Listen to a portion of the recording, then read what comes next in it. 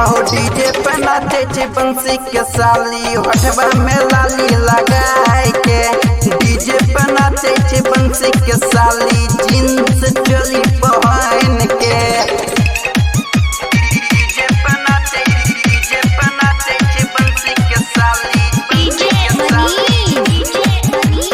Angika recording studio Rupauli Purnia Bihar.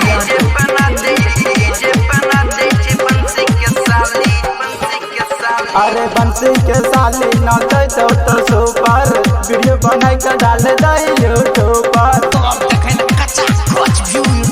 अरे मारे दमा जाइया पीछे समैया मौका के फायदा उठावा दाहो भैया। समझ गेलियो तोहर बहाना किया बजबै छी ऐसन गाना। लागल छै तकनी से डाइट का, अरे लागल छै तकनी से गाइट का।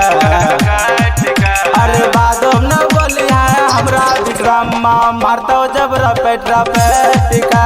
और डीजे पे नाचे छे बंसी के साली होठवा में लाली लगाए के। डीजे पे नाचे छे बंसी के साली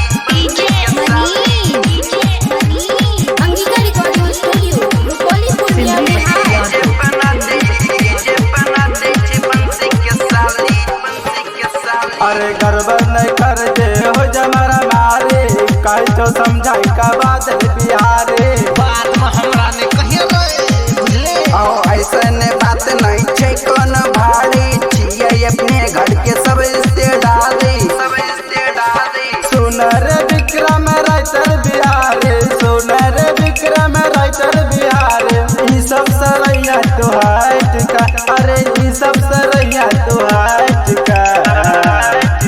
अरे बादो न बोली है हमरा विक्रमा मारतो जब रपेट का।